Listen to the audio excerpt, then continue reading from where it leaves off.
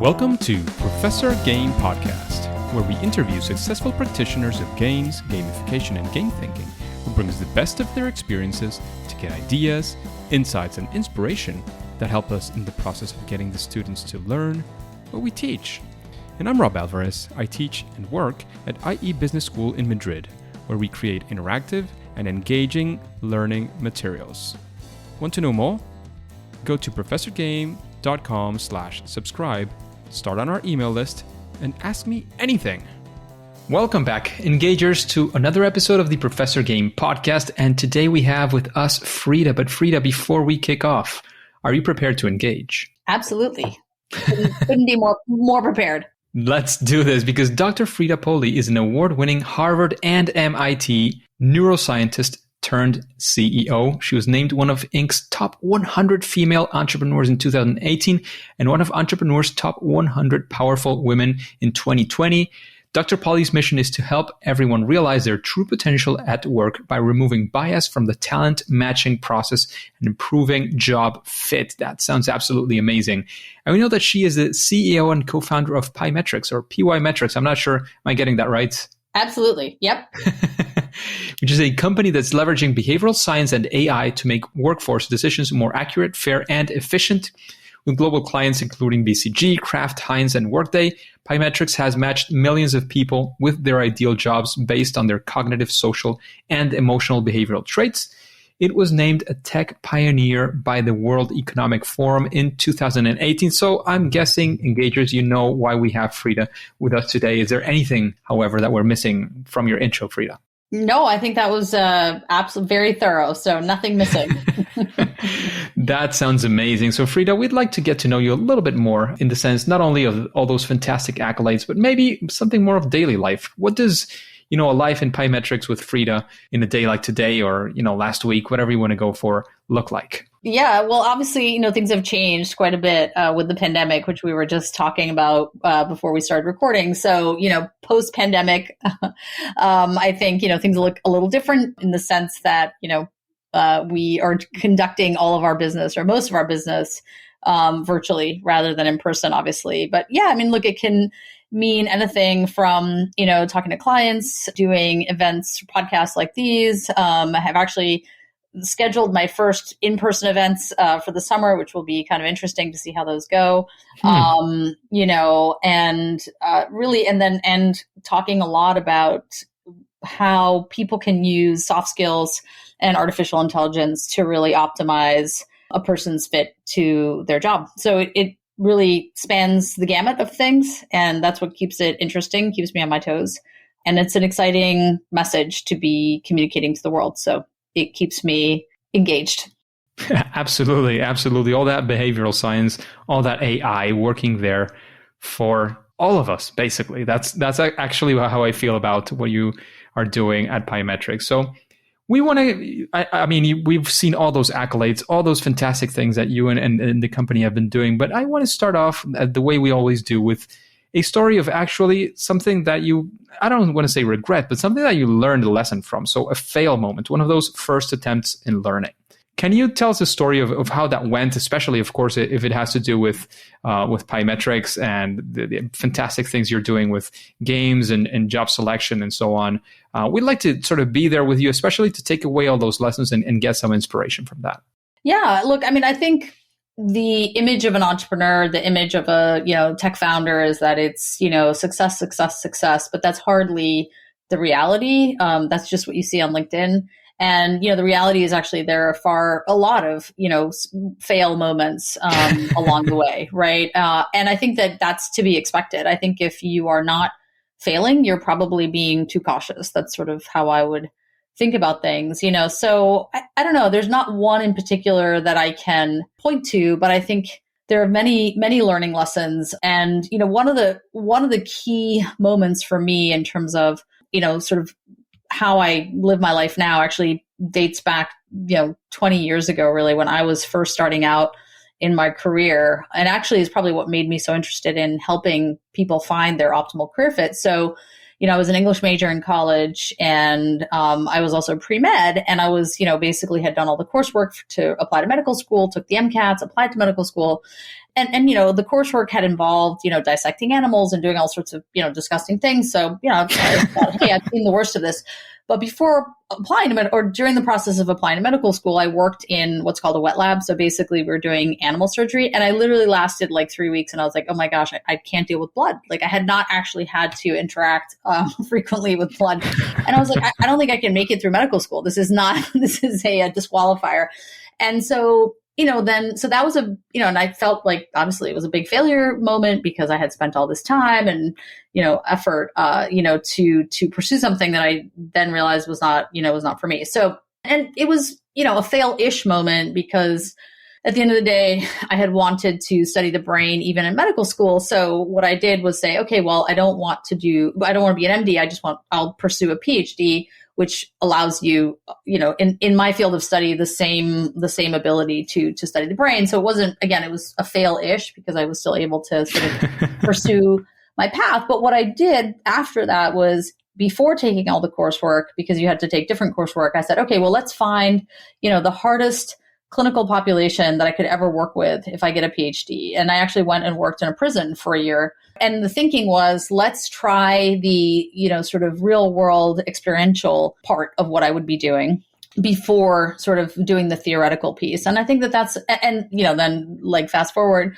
I thought I actually really was motivated by, trying to help these folks. And I also thought like, hey, if we understand human behavior better and, so on and so forth, we'll be able to help them even more. So went and got my PhD and the rest is history. But I think the takeaway from me there is, I think whenever you're trying something out, getting as many signals as you can as to whether something is a fit is important, rather than just sort of saying, I know what I want. It's got to, and having some sort of very theoretical idealized. It's written in stone. Yeah, like basically, or not even that, but I think people just don't, I didn't know what it would involve to be a doctor, right? And obviously to be a doctor, you have to deal with blood and urine and all sorts of things that, you don't encounter on a daily basis. So the point is, I think just putting yourself in a position to actually experience what you will be doing way before you commit to doing it, I think is a important life lesson for all of us. So absolutely, I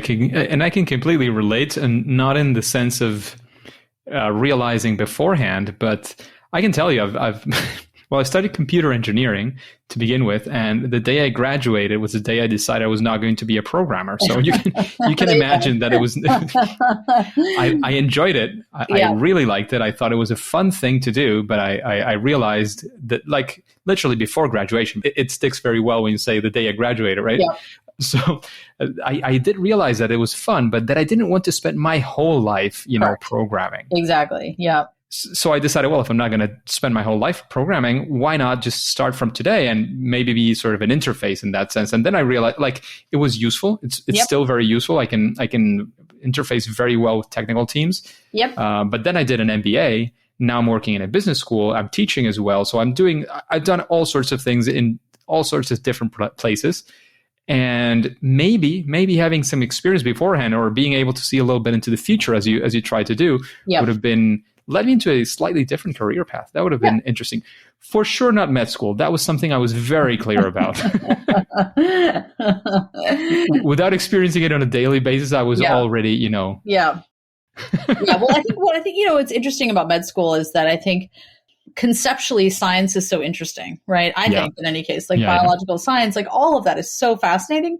But then the day-to-day of being a doctor, it's a completely different experience, right? And so I think and that's probably true for many careers, right? Where, the theory and the, things that you are learning are so different from what you ultimately end up doing, that I think there's just a big disconnect, so, and that's fine. I mean, you just don't know that when you're, 19 and a college student. I think it's hard to know. Absolutely. And in fact, you were saying that, and I was remembering when I did computer engineering. So we were engineers, right? So we were supposed to be sort of more in the practice mode than anything. Right. My school was rather more oriented towards theory, and that's not what I wanted. I kind of fought a little bit the school on this. So the thing is, there are sort of two sides to science as well. Like even in computer science, there's a side of people who are creating sort of the science behind it. Absolutely. Very, very well said, as well as in medical science, as you did with your PhD. Yep. And there's other people as well who might be the same or might not be the same, who are actually applying that and doing that in the real world. And it's two different worlds for sure. Completely. And, I think what's so interesting, right, is that now, so I then obviously went on to, be a scientist, right, for 10 years and really delve into research, and you learned a tremendous amount. But then ultimately, and I was it was fascinating to me. I learned so many things, but then at the end of that sort of period, realized, okay, now I'm sort of filled up with learning, right? I feel like my brain is full, my cup is full, and now what, right? And I think that was an interesting transition as well, because I felt that my best fit is as an applied scientist. I really believe that, which I think is, what a lot of entrepreneurs are, really, is applied, technical folks that are trying to solve oftentimes, a technical problem that there is theory you can draw on, right? But at the end of the day, you're doing it in an applied context, which is very different, right? So anyways, long story short, I think, just having come to that realization is important. And I also think, it's interesting, like the way that people discover careers is a bit haphazard, right? Because, nobody in my family at all, really, on either side had ever been a scientist. And so I was kind of forging my own path. We had business people, we had entrepreneurs, we had lawyers, we had, artists, but no scientists. And so I think, when you don't have, and there weren't a lot of people that I came into contact with growing up that were academics or scientists. And so I didn't have a lot of exposure to what that meant or, what that career looked like. So I think it's just, again, it's part of the problem we're trying to fix is how do you ensure a better fit, and how do you really try to, get as many signals as you can as to like, this path in life is the one. And it for me, and by the way, I think especially nowadays, like it's not one path, it's many paths, and you are going to be, continually changing. Yeah, it's a good path for today, maybe not for tomorrow or past year. Yeah, and I think that's the beauty of modern work, is that you're not committing to a 30-year, 40-year, 50-year career. You're committing to a couple of years of doing something. Maybe it will last longer than that. I mean, I've been doing Pymetrics now for 8 years, and it still remains, interesting. But I think at the end of the day, it's a wonderful thing that we're no longer committing to a particular company or a particular career, for decades, because, people change, your interests change. And I think it's only normal that you would want to explore other things, so. Absolutely. I love that. I love that. It's part of the changes that have been happening for a few years, remote working and those things have happened with faster speed recently because of pandemics. But I do think there's many trends that you're talking about there for sure. And Frida, that was a fantastic story of how you turned around that kind of fail moment. Not really. You actually prevented maybe that failure of, passing out, which is probably what would have happened to me in med school. So you prevented that failure and turned out to be the career of your dreams in many ways. And I would like to go actually now for another story. And I'm guessing it has something to do with Pymetrics as well, which is a story of actual success, something that you want to say you're proud of. Maybe it's a project, a particular company that you've worked with, or, maybe it's a story of Pymetrics itself.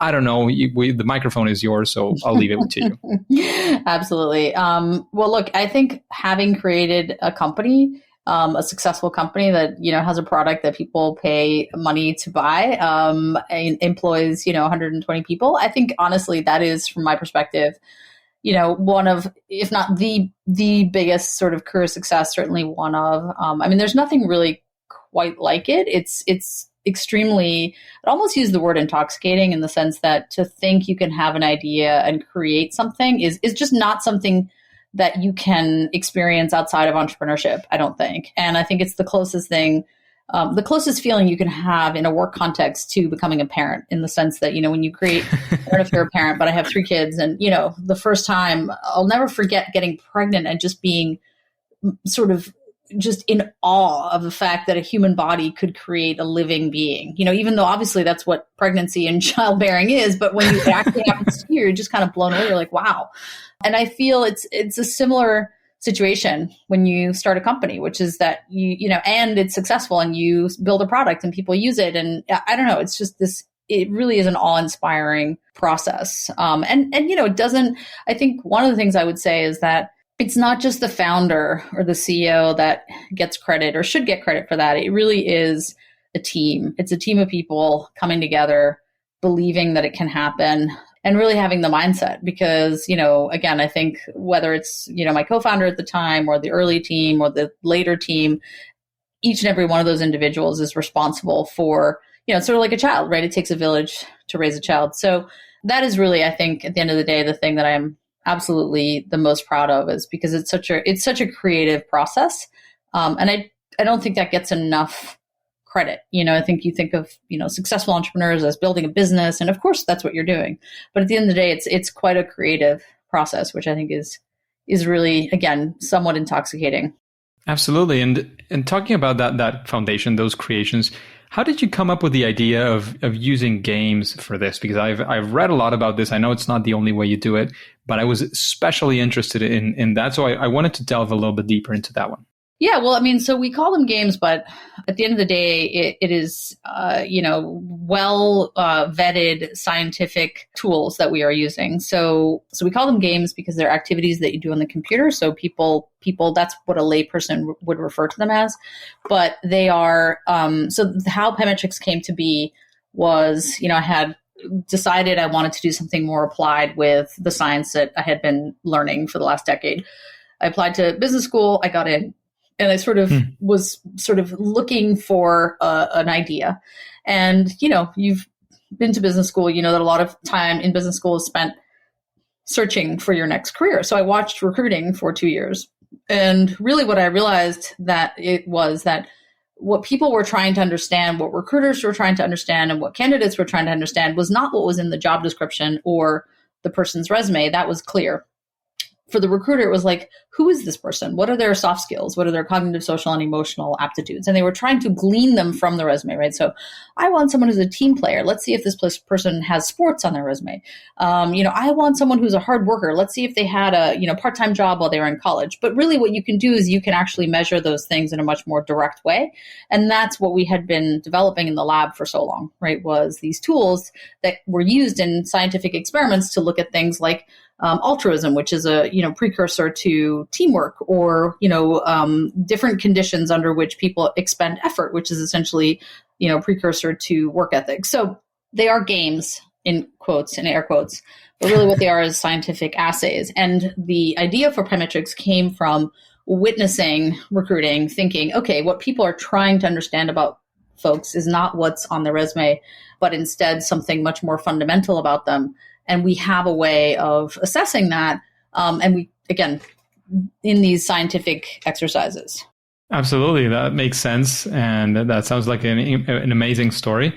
And it sort of brings me into the next question is, when using Pymetrics to recruit, how does that process work? Because sure. I don't want to ask you about the process for creating a new game, because I'm not sure you're doing that on a regular basis, but how does that, how does Pymetrics work for, let's say, you're a company, a recruiter? How does that go? Yeah. So basically what we do is, we have, a whole number of different computer activities, exercises that measure a whole bunch of different cognitive, social, and emotional features. And the next thing we need to understand is, at that company, what features make people successful in different roles, right? So that's the training process for the algorithms, is to say, because we don't assume anything going in. We don't assume, a lot of systems will assume, if people are this way, they will always be successful employees. But if they're not that way, they won't. And that's actually the way that a lot of these older assessment technologies were built. And again, I don't think that's a very modern way of thinking about assessment, and it certainly doesn't mesh with what we've found in terms of the data that our system has produced. Essentially, we found that either end of any of the dimensions that we measure can actually be well suited to whatever career you're talking about. It just depends on the actual career. So essentially, what we do first is have people in the company across a whole variety of job types go through Pymetrics. And that way we can really just aggregate the data and say, hey, people that are successful salespeople look like this, successful engineers look like that, successful such and such look like that. And everybody has a fit. I think that's kind of the beauty of Pymetrics, is that it isn't a system where, if you don't have these three qualities, you're doomed for failure. It's just about finding your particular role at a company. So that's the first thing we do, is really we profile a wide spectrum of, careers at a company. And that way we determine the profiles that we're looking to match towards. And that's how we can tell the probabilistic estimate of whether you are a, high, medium, or low fit to any particular role. And everybody has fits. I mean, I think that's one thing I want to get across is that unlike many other assessment systems where, again, there's this sort of prescription of, hey, a successful person always has these things, and if they don't have them, they won't be successful. That's really not at all the way we're, creating our technology. It's really everyone has many fits. It's just about helping you find the ones that you're more versus less well suited to. And by the way, that's just one data layer, right? So oftentimes people will use Pymetrics. They'll also use a resume, right? Because they want to understand what your hard skills are. They might use other things as well. So my perspective on all of this is that it really should be a multi-layered approach to understanding somebody's particular, predisposition for a career. Just like what we were saying before, like you want to try to get as much data as you possibly can. So you're basically working for the company, and then you're evaluating the employees through these games or activities. Again, games are activity. It's like a place where you have a set of rules that restrict you in some way, and you have a series of objectives, which I'm guessing is part of what you have in those activities as well. So I think we can feel comfortable calling them games. Don't worry, Frida. That's fine by me if we want to call them games. No worries. So what I was getting at is the approach is you go to the company, and the company you install that process so it understands what success looks like in the company, and then people come in and do the activities. It's not in a way, it's not a marketplace, so to speak. You're not sort of looking for companies and looking for employees at the same time. You're actually working with the company so that Correct. They can sort of obtain employees. Yeah, exactly. Yeah. Although we do have the ability to rematch prospective candidates to either roles that they haven't considered or other companies if the company that we're working for allows us to do that. So it's not intended to be a marketplace because, generally speaking, the problem that people are trying to solve, at least in recruiting when they hire Pymetrics, is that I have so many people applying and I want to understand who is best suited for the roles that I have available. It's not that I'm trying to source people. Does that make sense?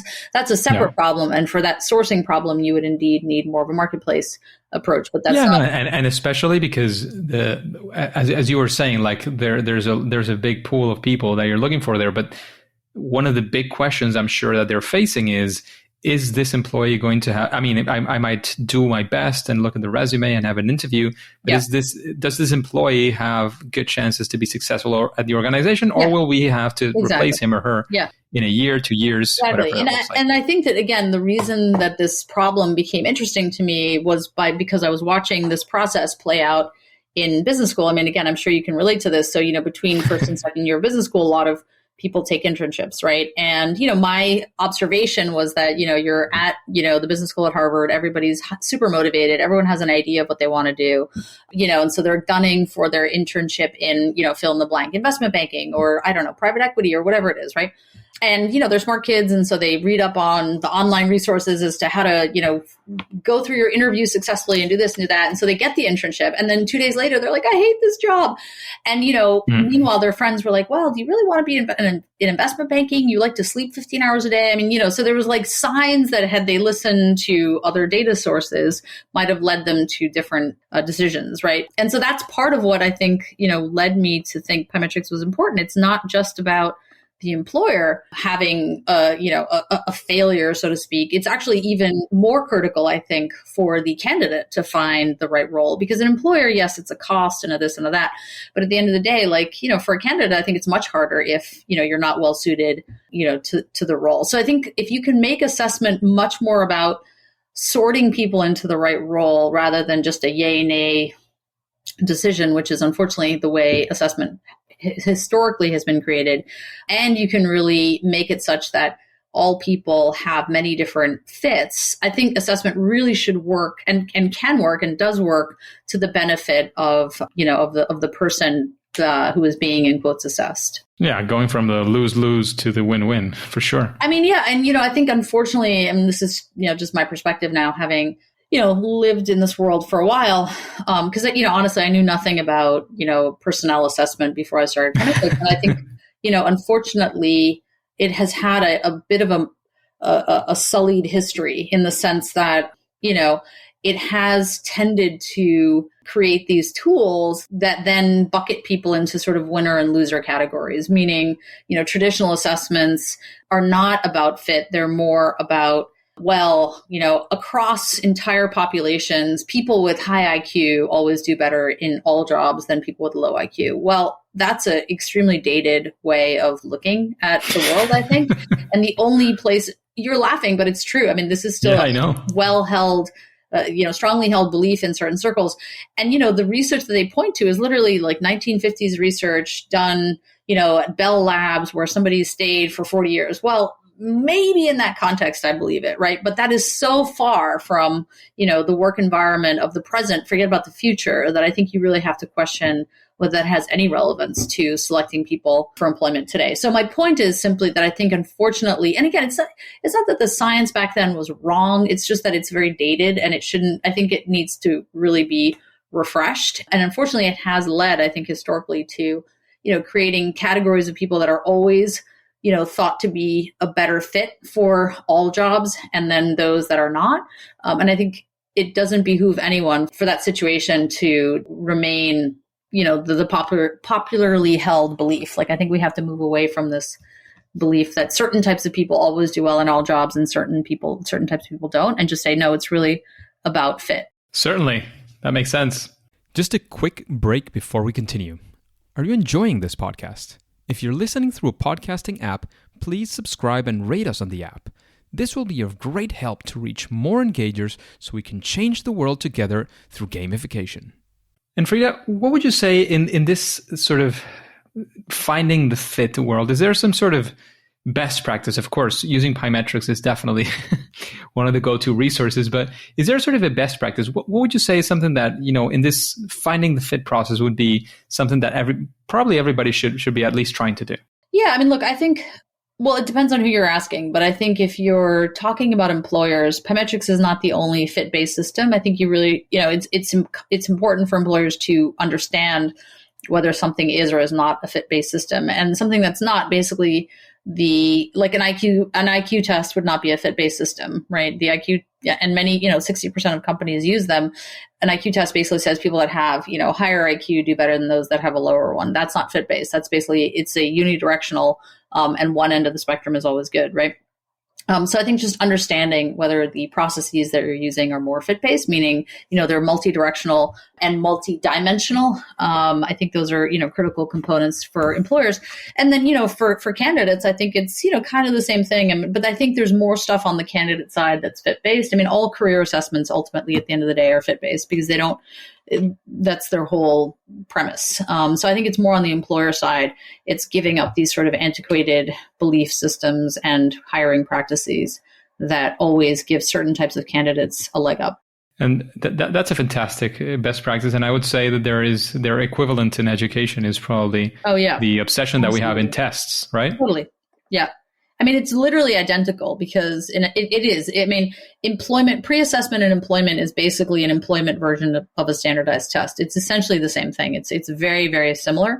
And again, just like in, education, right? Like if you take the SAT or whatever the equivalent is in your geography, nobody's saying, hey, get a middle SAT score, get a low SAT score. Everyone's like, oh my God, you have to get the best SAT score possible, right? And that by definition then creates, essentially winners and losers as opposed to, having a more nuanced way of looking at folks, and again, taking a perspective that's multi-dimensional and multi-directional. So multi-dimension means just you're measuring more than one thing, and multi-directional means that either end of the spectrum of that thing you're measuring could be good or bad. I mean, so for example, right, like in Pymetrics world, I'll just give you an example. So there's some ways that we look at people's attention, right? And so, if you take this sort of antiquated way of looking at people, you might think, well, people that pay attention, you always want to hire those people, and people that are not that attentive, you don't want those people, right? Attentive and impulsive. Well, it turns out there are actually many careers where being inattentive and impulsive is actually a good thing. So sales, for example, like people that are very attentive to detail don't make good salespeople. And the reason for that, I mean, the hypothesis behind that is that People that are somewhat inattentive, daydreaming, impulsive, tend to be more novelty seeking, right? And more biased to action, which is what you want in a salesperson, right? You don't want an accountant to be your salesperson. You want somebody who's like looking for the next big thing, right? So again, I think that if you were to use a more traditional method of measuring people, you might end up with the wrong answer. If you use something that's more nuanced and comprehensive, I think you end up with a better answer. Yes, and yes, for sure. that is a great example. In fact, I love that one about being attentive or inattentive. It's not a good or a bad thing. It's context based for sure. It's context based, absolutely. Fit based, context based, however you want to define it. So Frida, you've heard some of these questions. You know as well that we do a lot into game design, gamification, and looking at behavioral science to see how we can help people, get motivated, have certain behaviors that they probably want or companies want to help them get, and so on. Mm-hmm. Would you say that there is somebody that you would like to listen to answering these types of questions in Professor Game? Some future guest, perhaps? I don't know. Could you be more specific? Sure. So, I mean, after hearing these questions and sort of having a bit of the vibe of the interview, is there somebody that comes to your mind? Like, oh, yes, I would definitely like to hear, I don't know, somebody, one of the first interviews, a friend said, Miyamoto, the guy from Nintendo. Like, I would definitely like to listen to his inspiration and some fail moments. I don't know if there's somebody like that for you. That's interesting. That's a really good question. I mean, I think earlier in my career, I was more captured by different people that I viewed as, leaders, I guess, in their field. That doesn't mean that I don't care about successful people, and how they became successful. I just think, I don't know. I don't know, Rob. I don't have anything off the top of my head. And not because I don't think it's interesting to hear other people's stories. I think it's more that I really think that at the end, again, this is going to be a very fit-based answer. I think at the end of the day, finding a successful career is very similar to finding a successful relationship. There isn't a cookbook or a recipe or a pattern that everyone can follow. I mean, there are general best practices like, hey, don't cheat on your spouse. Okay, fine. We can all agree to that, right? Like show up to work. Okay, fine. We can all agree that generally speaking, you should probably show up to work. But beyond these sort of broad generalizations, I think everything is so specific. And so I think I'm more compelled by people that I know in my real life who are not necessarily famous, but who have done things that I'm like, wow, that's incredibly cool. And how do I emulate them? Right. So it's maybe one of those people you know. Okay, I don't want to push it too much. That's fine. No, I don't care. I'll tell. I mean, again, famous in circles that I hang out in, but there's a man named James Rhee. He's pretty cool. I met him through some work that a panel basically that we were both on, and he was recently appointed the endowed chair of entrepreneurship at Howard. He sits on JP Morgan's Advancing Black Pathways Council. He's done, even though he's an Asian gentleman, he has done a tremendous amount to really help, to really advance the economic opportunity of communities of color. And so, somebody like that, again, he's not famous or not yet in any case, or not to the level that your audience would necessarily know who he is. But I think, folks like that, I think, it's always fascinating to hear their story. How did you get to where you are? What made you? I mean, he has a fascinating backstory of sort of how he ended up, becoming who he is. So again, it's sort of more local heroes than it is, oh my gosh, I want to hear Obama's. I mean, I love Obama. Don't get me wrong. Like, I think he's amazing, but maybe a little less sort of, again, because I don't aspire to being a politician, maybe less, less interesting in terms of what I can, broadly learn. So. Absolutely. Actually, that's a perfect recommendation. We've had all of people from all over the place, from all over the planet, from all over, different levels, to people who are very academic, people who are dedicated to teaching in high school and universities and so on, to people who are, practitioners, a mix of practitioners, scientists like yourself. We've had people from all fronts. Many of them not very well known. Maybe they should be better known, as you were saying, but definitely worth sharing their stories and sure. the inspiration that comes from them. Yep. So in that same sense of inspiration, is there some book that you would say, well, you should probably read this book to understand, how your feet dipped in the first of your behavioral science? I don't know. I'm not gonna pull up my Kindle on my phone and be like, what am I reading? Yeah, again, I'm not listening and or reading any kind of like autobiographical work. I think, I'm one of those people that like, I need to fill my brain with other things other than work. And so like when I was a neuroscientist, I never read neuroscience outside of work. I just couldn't do it. Right. And now that I'm an entrepreneur, I don't, read autobiographies of Elon Musk, like I don't know. It's just too much. So I'm currently reading a book on viruses called Spillover. Now, that's not particularly motivational, but it is interesting.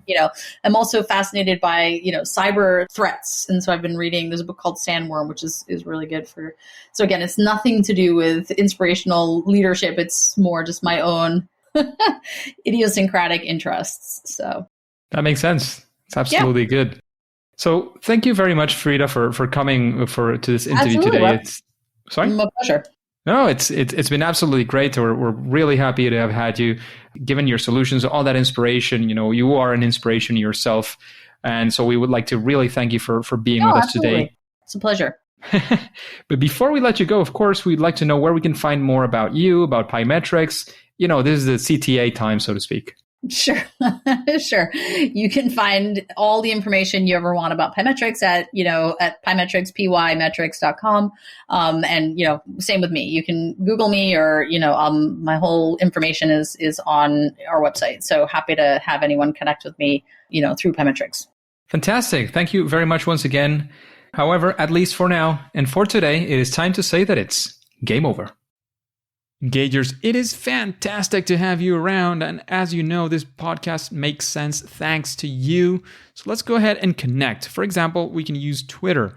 There you can let me know all the things that you're doing. What are your updates? What's your latest challenge that you're facing? As I was asking recently through the subscribed newsletter that we have free as well. What questions you may have for future guests. Even you can ask me for some help. Maybe I can do that as well. You can find my Twitter account very easily as professorgain.com/Twitter. You go to that link, you click it there, and it'll send you directly to my account. I'm always sharing content on gamification, as you know, especially around education and learning, which is kind of my obsession. But of course, it also has more broad topics on gamification and game-based learning as well. And before you click continue, please remember to subscribe or follow using your favorite podcast app. Doing that is completely for free. And that way you will be able to listen to the next episode of Professor Game. See you there.